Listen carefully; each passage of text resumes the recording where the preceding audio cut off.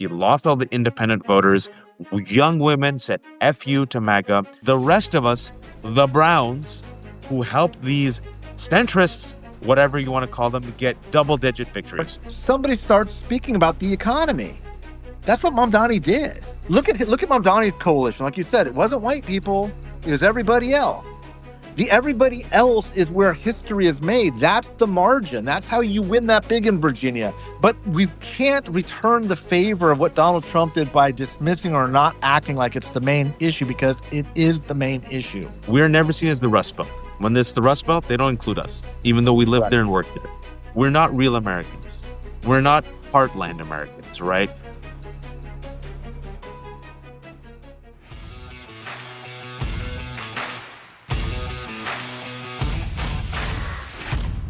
You lost all of them, and they can't. They can't afford to lose these Latinos. And it was Georgia. Do you see the Georgia elections where they Plus flipped those 23 for Democrats? Yeah. Mississippi, they lost a supermajority. Colorado came out in favor of not starving children. First female mayor of Detroit.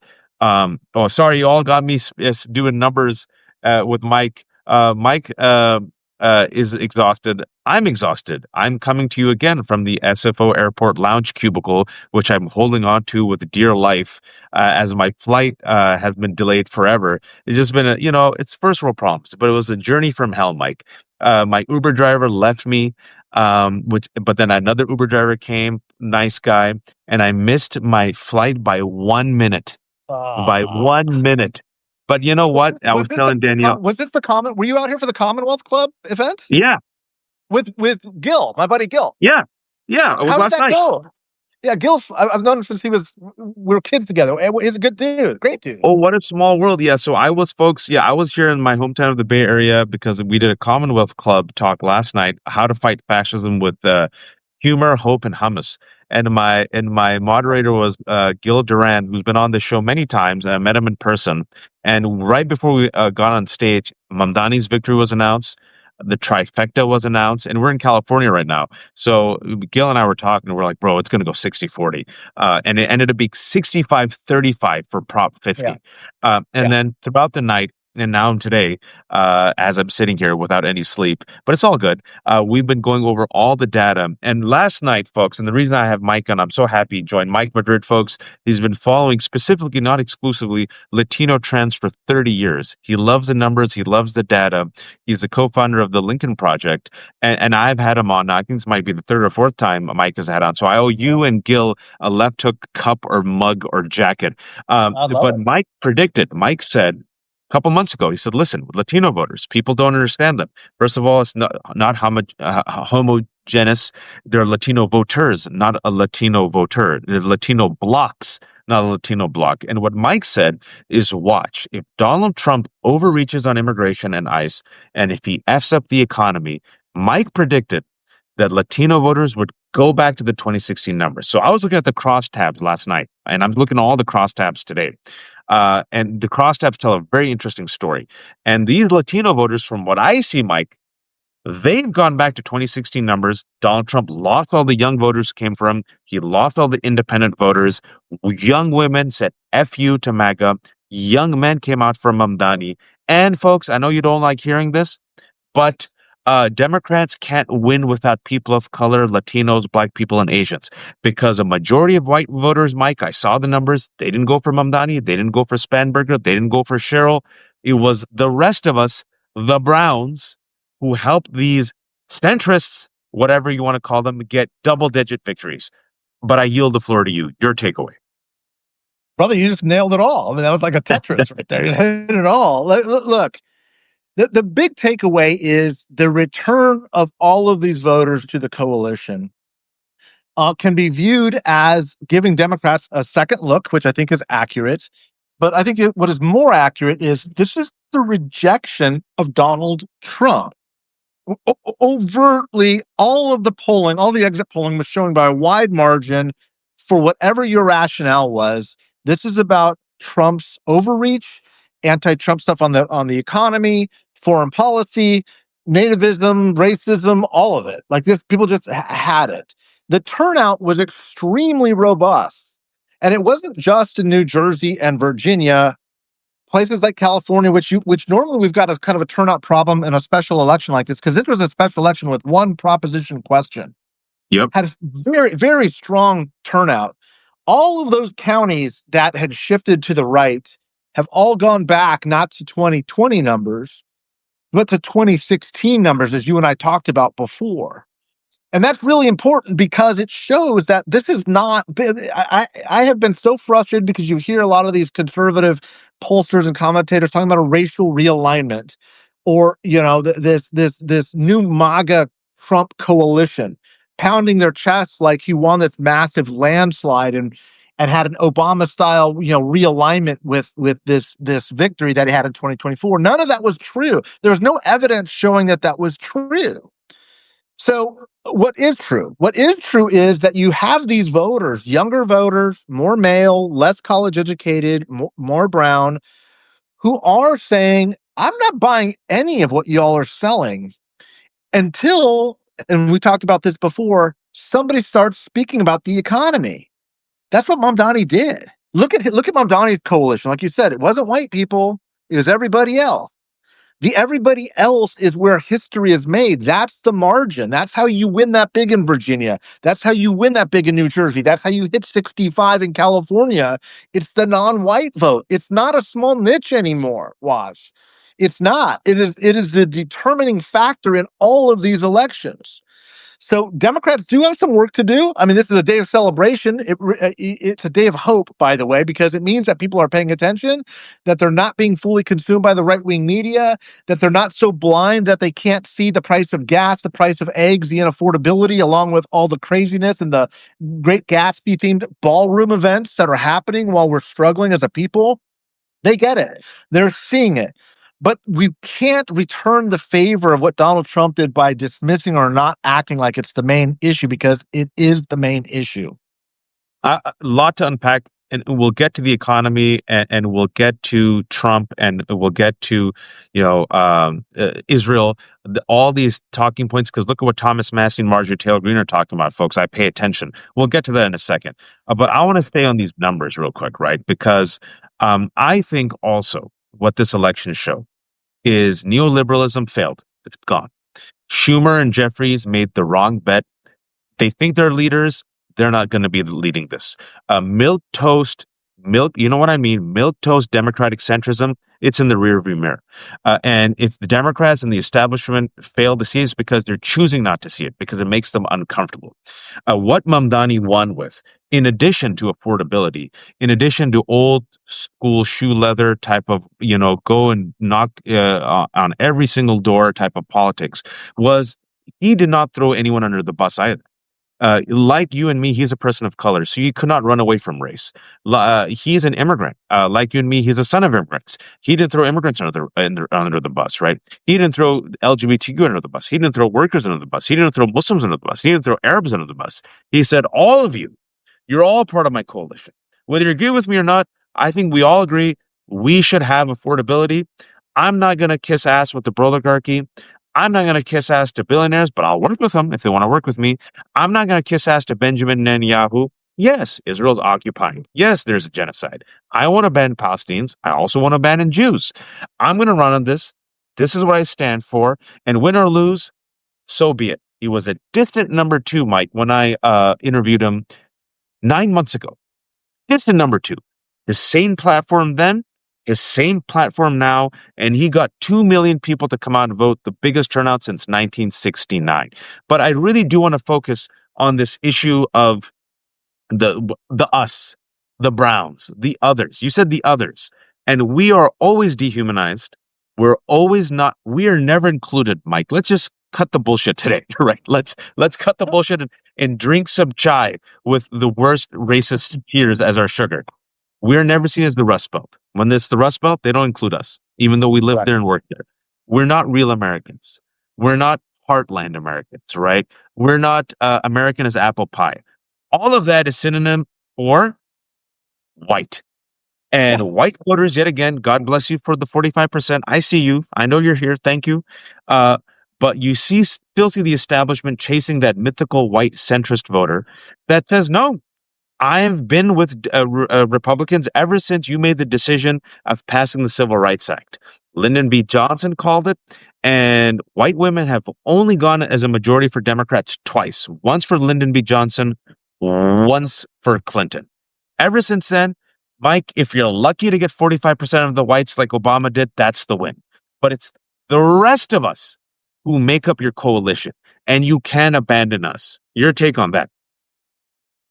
You said it really well. Let me wrap a little bit of tactical elements on this, on how this is going to manifest in democratic possibilities in the next presidential election. I just really want to underscore exactly everything you just said. There's a weird fixation in the Democratic Party on this blue wall. And they do talk about the blue wall. You're right. They're not talking about Muslims that are there, African Americans that are there. They're talking about white, non-college educated, blue collar workers. These voters have been leaving the Democratic Party for the better part of 15 years. Let me break this to you. They're not coming back. They're They're not not coming coming back. back. They left. They left because the Democratic Party is becoming browner and more open of that. That's why. You can call it economic anxiety. You can call it all you want. The roadmap for the Democrats is now through, ironically, and I'm going to get to why it's ironic, through the South. North Carolina, Georgia, Texas, Arizona, Nevada. That's your new blue wall. That blue wall of the old Rust Belt white lunch bucket, that they're gone. They're gone. Stop Wait, it. Mike, I know little. I'm an English major, but what you described, what I do know as a man who's traveled across America, there are a lot of Latinos, blacks, and Asians in those states. And here's where it gets really interesting. When the stereotype of the South became the white Dixiecrat after, Reconstruction, this is where poor, uneducated people lived.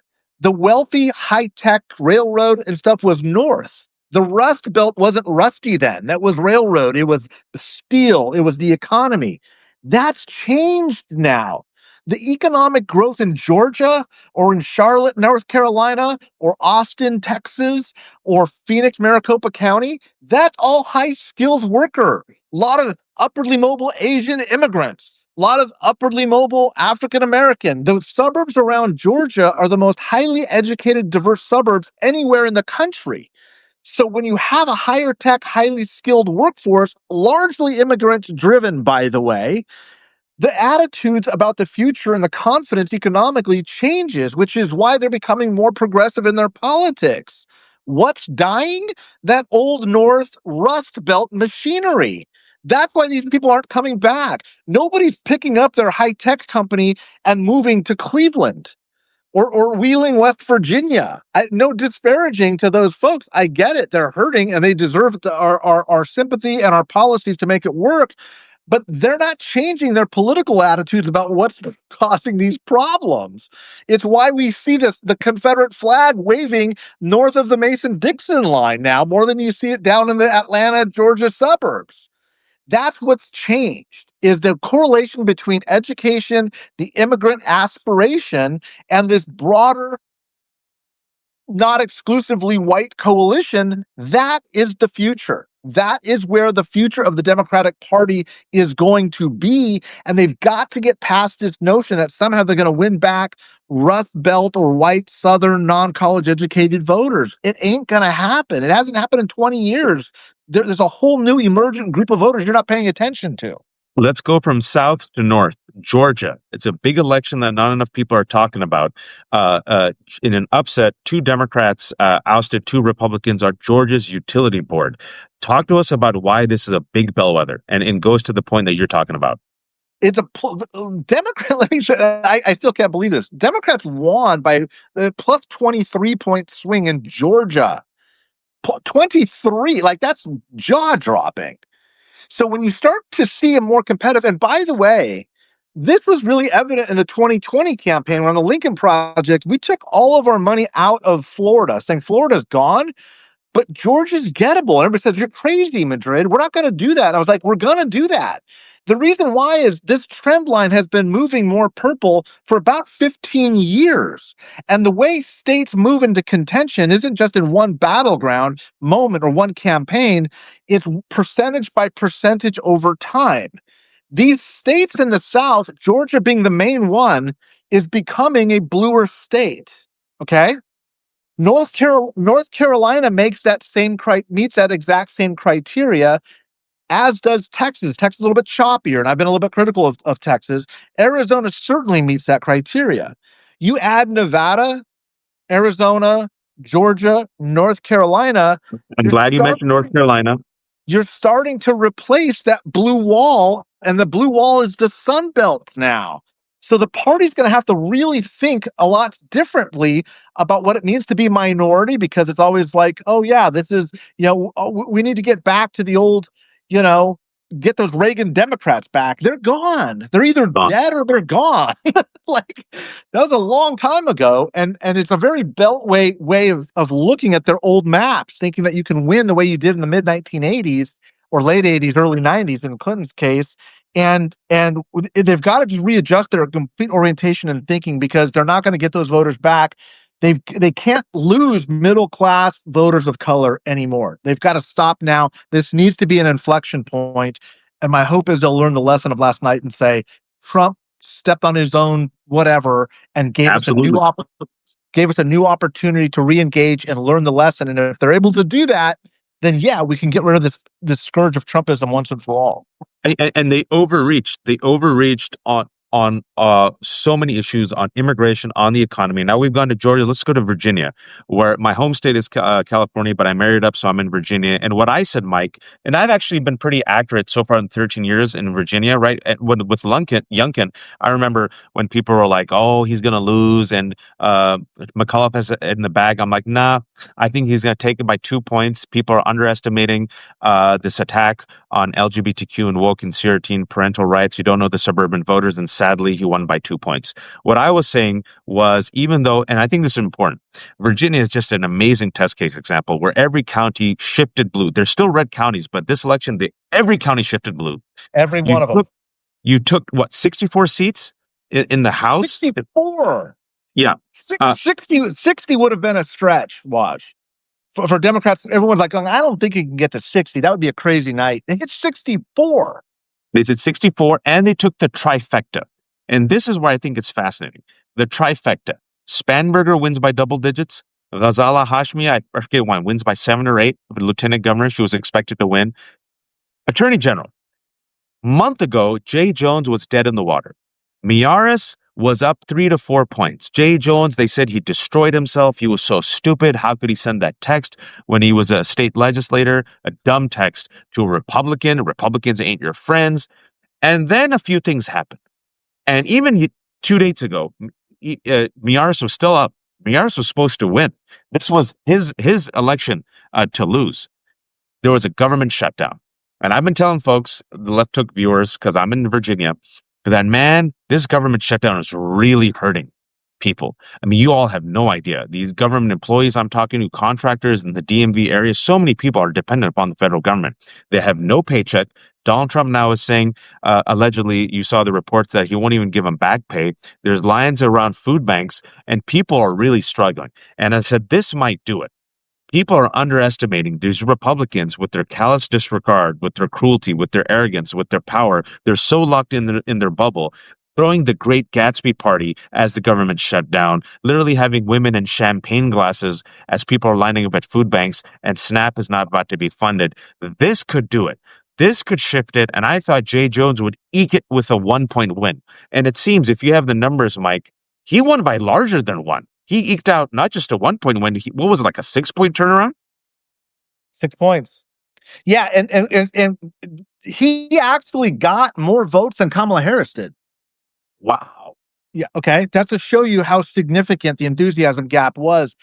I don't remember if it was a conversation with you or somebody else, but I was saying, I don't think he's going to lose. I don't think people realize the energy of the base right now. And you could see this at the No King stuff. Like, that was a sign. Like, protesting itself doesn't have direct impact, but it's a sign of intensity of where people are at. When you grow from 3 million people back in February, March to 5, 7 million. Like the pressure cooker is building. That's what Tuesday night was. And people are saying, yeah, this was bad. These texts were bad, whatever. But look who we've got in the White House. Like, what are you talking about? Like, we're done with this. We're done with this. There's no way of excusing. We're getting rid of all of y'all. You're going to enable this. You're going to justify this. Time for you to go. And the trifecta plus the all those seats, the 64 seats, plus every county going blue. You saw overreach. You saw overreach on the economy. You saw overreach on the government shutdown.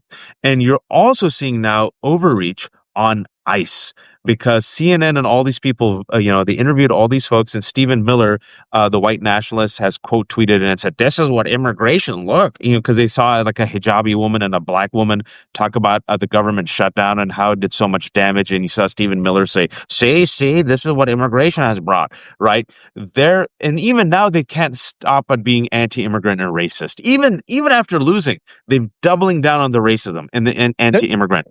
Don't expect them to learn the lesson and triangulate like the way Clinton did, or no, they're going to double, triple, quadruple down. This is who they are.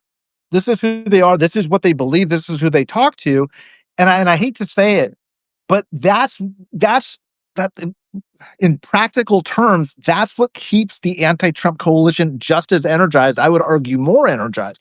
Remember, this is really key. In 2018, we had the highest midterm turnout in history. It was one of the most anti-Republican years in history. This was the year we started talking about the blue wave. The economy was good in 2018. We are now in a bad economy and it's getting worse. So the likelihood of this being an even bigger blowout a year from now is, and I hate to say it in those terms because people are suffering. People could be going hungry in the next few days. Like, this is real shit. But this is, the political environment is going to get worse for Republicans.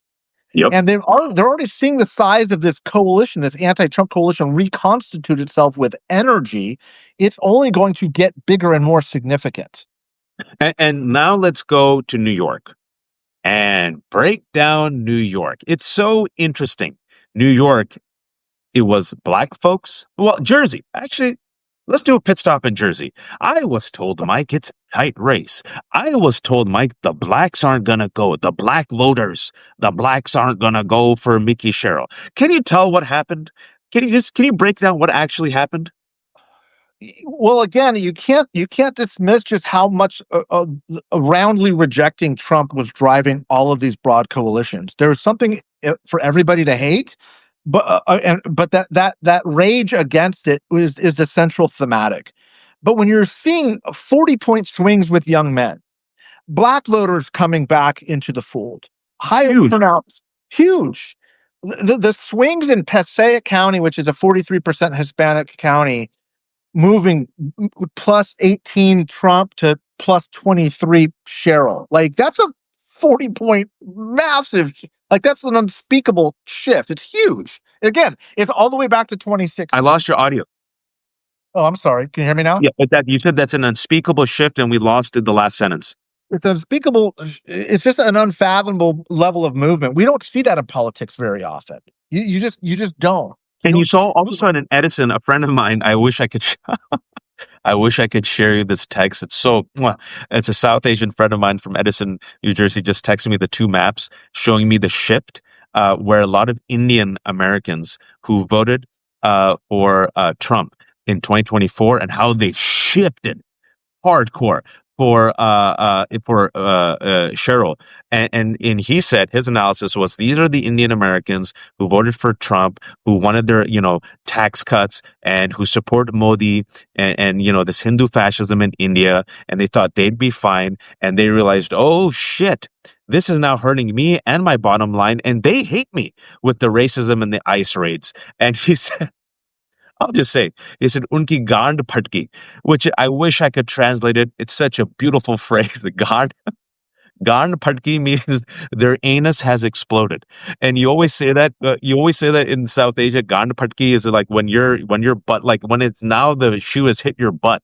Now they realize, oh shit, we're stuck. So now you got the Indian voters shifted, you got the Latino voters shifted, and you got black voters who apparently didn't care about Mickey Sherrill, like came out in droves and proved all these people wrong.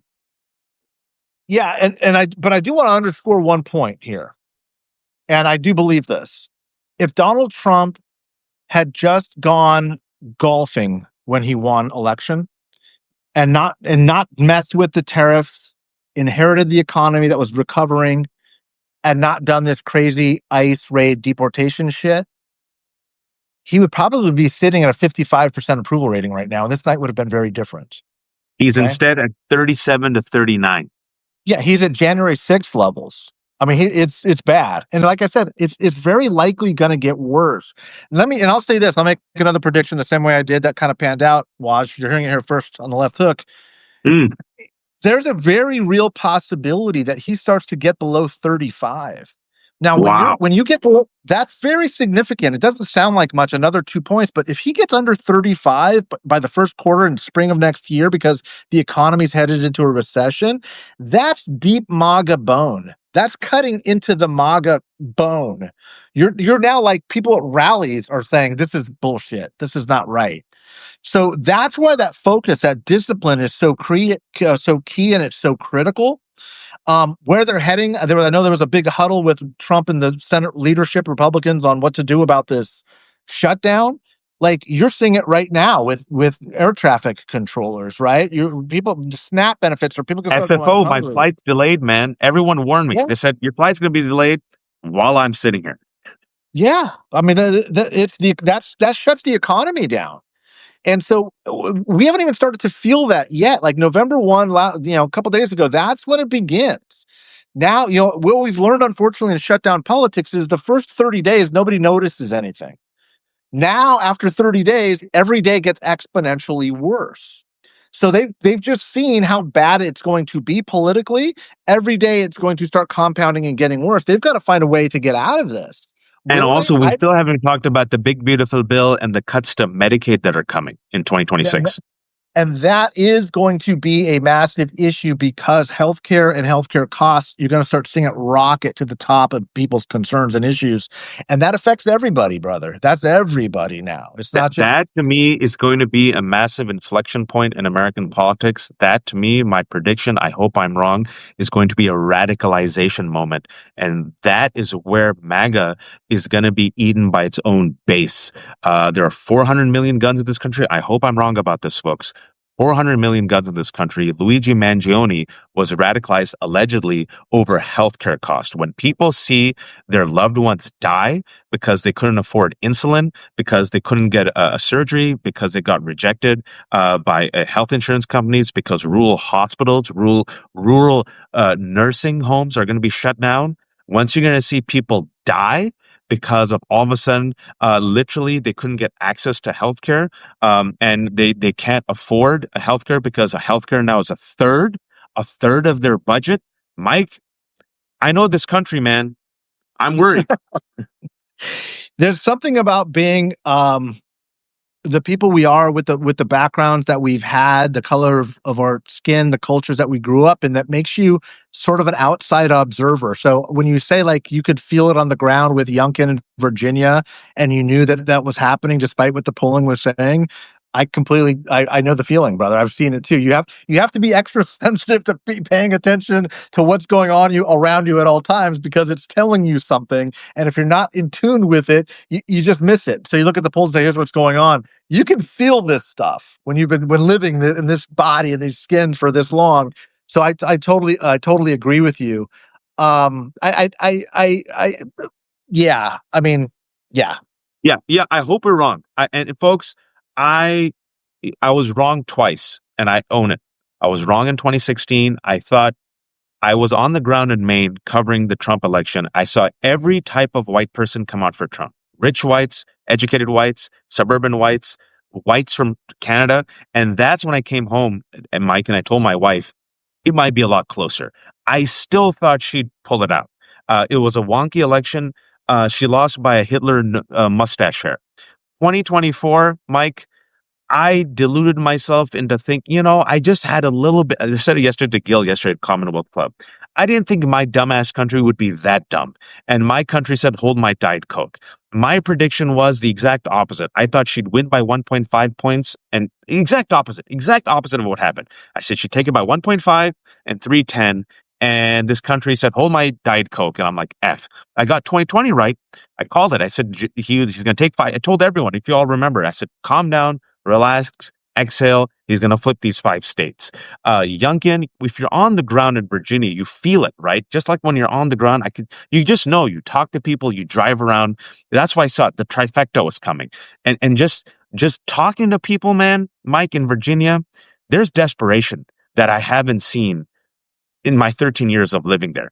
And this government now with Russell Vought, they want this shut down till the new year.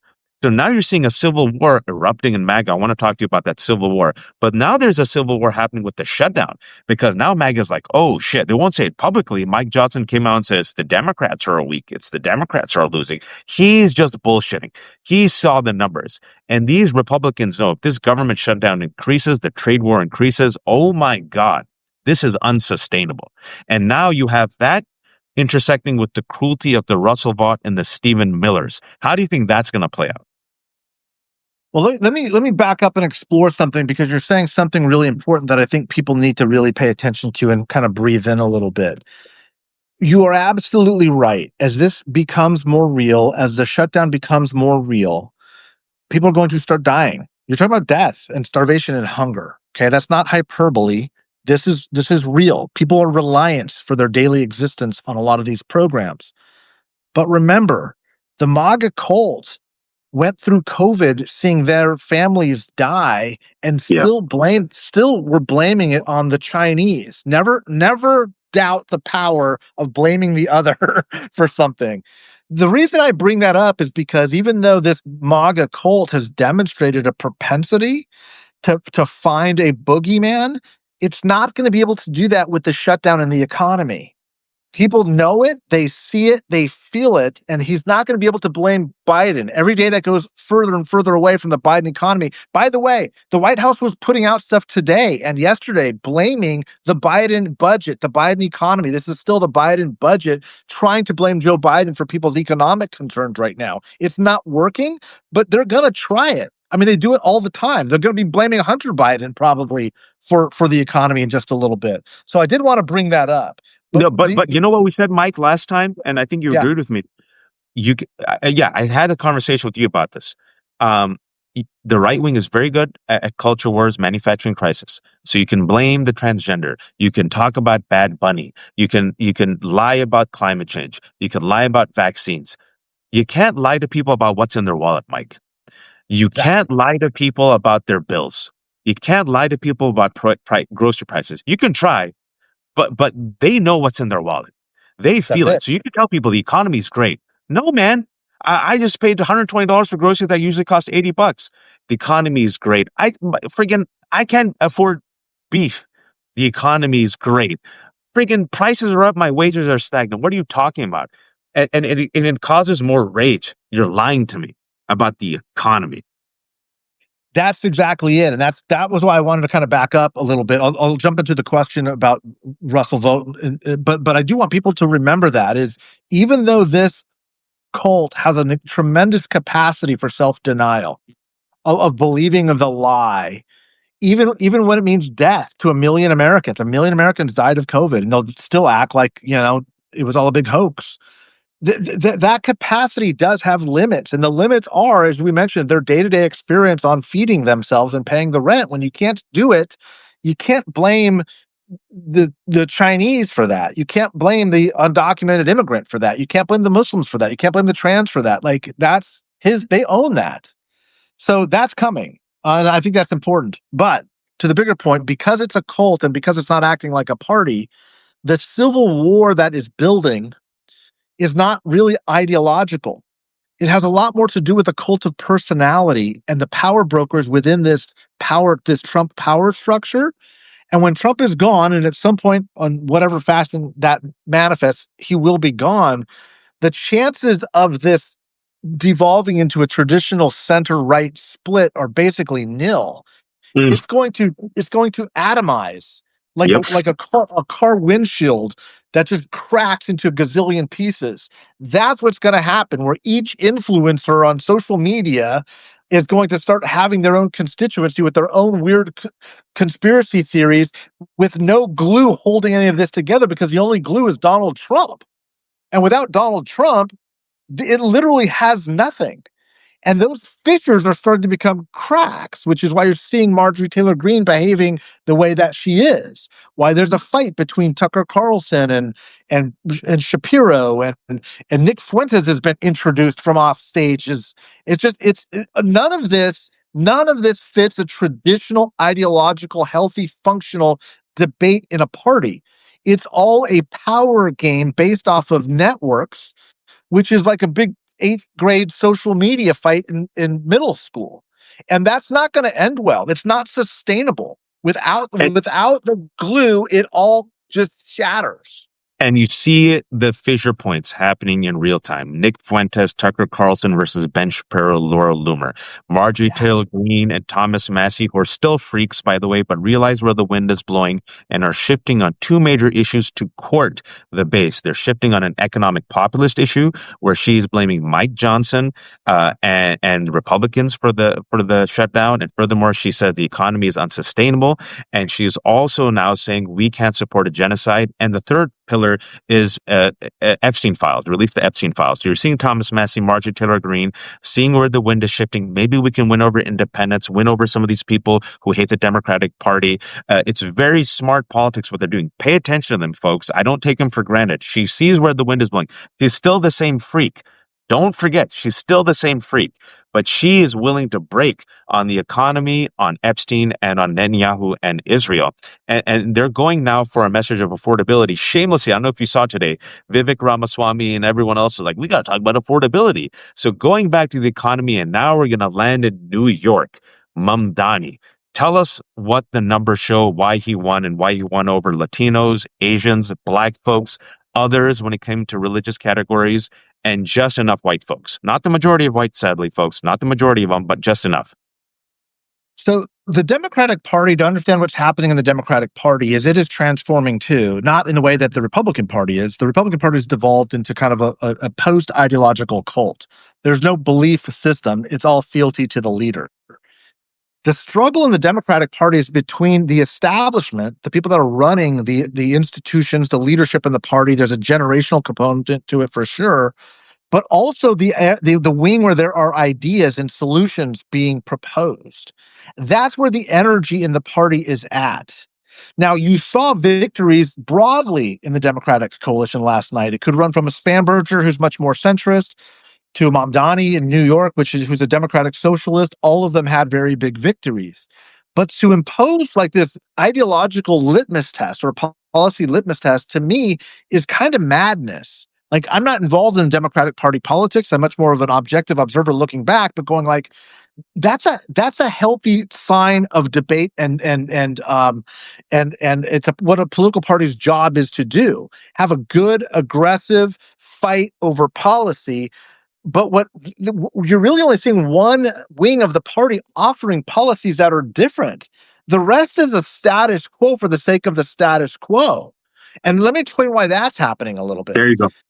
When the status quo realized that the Republican Party was eating itself and collapsing, you started to see the Lincoln Project guys, the Adam Kinzingers, the Liz Cheneys, all of these people coming into the Democratic Party because they're institutionalists. They're like, I can disagree with you on policy, but we need to protect the institution. The problem is the institutions aren't working for working class people. They're not working for people at the bottom. They're not working for the people that are disaffected. There you And go. so when you have a Mamdani start saying, hey, the emperor has no clothes, by the way. And it's not just Trump, it's like the Democrats who are also defending a system. It's clearly not working. Like, it's demonstrably not working. Like, walk down the street and you're seeing all these problems. This isn't a joke. It can't be dismissed. It can't be ignored. And I think that was a big problem that plagued, frankly, the Biden White House. Is they were just like saying, oh, no, the S&P is doing fine. The economy's good. We're on the way back. Everything's going to be fine. And working class people are like, well, wait a second. You're telling me not to believe my own eyes. the way Donald Trump is now telling me not to believe my own eyes. And so when you do have the AOC, Bernie, Mamdani wing of the party going, believe your eyes. The system is rigged. The shit ain't working. And they're trying to protect a system that is obviously falling. That's where the resonance is at. That's where you're starting to see this energy and this upswing. And those are the voters that showed up in huge numbers last night. And I think that, to me, is it's not as much an ideological base as much as it is a populist versus institutional establishment base. And that's why the Democratic Party is ripe for an upheaval, for an overthrowing. I completely agree, and it's so clear. And the sad part is they say vote blue no matter who, except Mamdani. Vote blue no matter who, except the outsiders. Support everyone except this guy who got 50% of the vote, 2 million people to come out, is a generational talent, has inspired people like Obama, is bringing in something new. We'll throw everything and a Bill Clinton at him to destroy him. And even then, we will not endorse him. Chuck Schumer still hasn't endorsed him. I don't think Pete Buttigieg said anything positive, right? Like, this is just a failure. This is a self-inflicted wound. It's terrible politics. They're not taking the right lesson, which is why I don't have any faith in the Democratic leadership, which is why you're also seeing folks of war, a civil war. I said for a while, this is a civil war in the Democratic Party. It just hasn't come out yet. You're seeing ad hoc movements. You're seeing a culling. And the lane is wide open. You don't have to be a democratic socialist. You just run on that same platform of affordability, anti-establishment. You fight, you go against the oligarchy, you lift everyone up, you win. It's the same message. There's a reason why Donald Trump won, folks. I know it's painful because he said, I'm an outsider. I'm going to be a bulldozer. I'm going to wreck the institutions. People said, yup. Same people who voted for Trump voted for AOC. They're saying, and now there's people who voted for Trump saying, yeah, we voted for Mamdani because Trump is a fraud. Will they embrace the lesson? I don't know. I don't know, Mike. I want to ask you this question before I let you go, and I'm going to check to see if when my flight is. To keep talking, I'm still here. You've said Latino voters would respond to the overreach of ICE. ICE has overreached times 10. Talk to us about that and how that is an inflection point and what this election shows as a warning sign for Republicans on that issue. Well, again, this will go down in history as the shortest political honeymoon in history, certainly in recent memory. I mean, the idea that you can somehow use terror as a tactic to kind of scare and frighten and make people feel uncomfortable in their own spaces, uncomfortable in their own homes, and somehow believe that that's going to be a winning strategy. Moreover, I think that they're so insular. A lot of these Republicans, the people right around Trump, is they believe that this shift of Latino voters to Trump was somehow a validation of their racism. Somehow saying, see, we're not racist, even those brown people agree with us. When clearly it was this rejection of the Biden-Harris agenda on economics.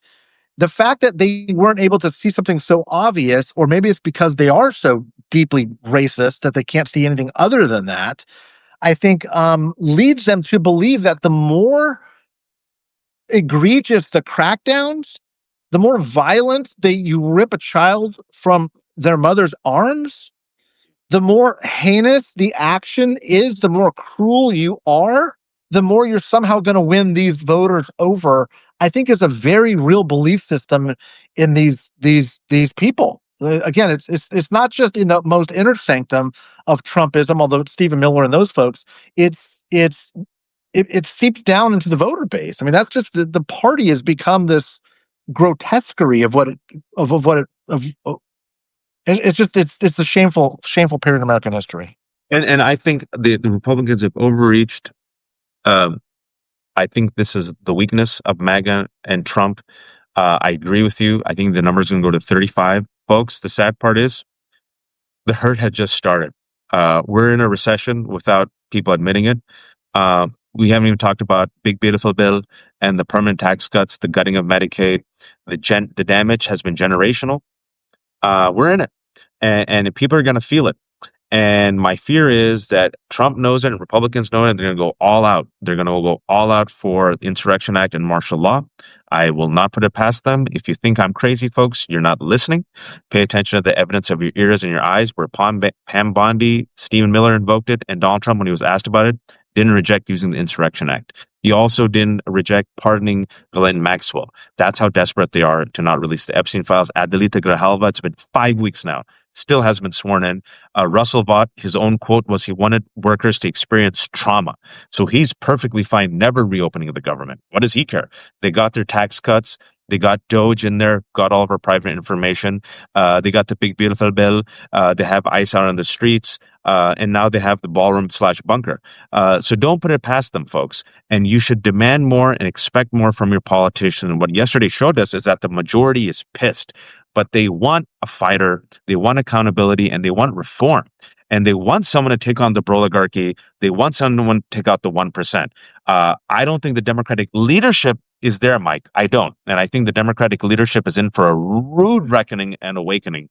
But this is a moment for fighters. Step up. And I think this is also a moment for Americans. If these elected officials aren't doing it, you run for office. You run for office. And if you're anti-establishment and you have these pillars, you're like America first. Let's stop funding genocide and wars. Let's stop sucking at the teeth of the oligarchy. Let's hold people accountable. I think people will vote for you, man. You could be a Graham Plattner and still be with the Nazi tattoo and still be like people like, I don't know, oyster farmer, anti-establishment. Okay. So, folks, thank you, Mike, for making the time. I think this will be my last Substack live from the Substack Lounge. Well, not Substack Lounge, the SFO Lounge. Hopefully, my flight will take off in an hour. I'll try to get some food. I haven't slept, but this will be up for the 1,400 people who joined us later on in my Substack and Mike's Substack. Mike, tell them where they can find you. Shamelessly promote yourself. Well, first, let me say thanks for. I mean, you give of yourself, and you're exhausted and still going. You just don't stop fighting, and we're going to remember you. History's going to remember you as that guy leading the charge. So, thank you for everything you do, Waj. Thank you for having me. Thanks for the discussion. My Substack is The Great Transformation. I write on all of the things that we were just talking about on a pretty much daily basis. It's about non-white voters, white reactions to that, what it means for Republicans and Democrats, and how to strategize and kind of looking at our political system a little bit differently.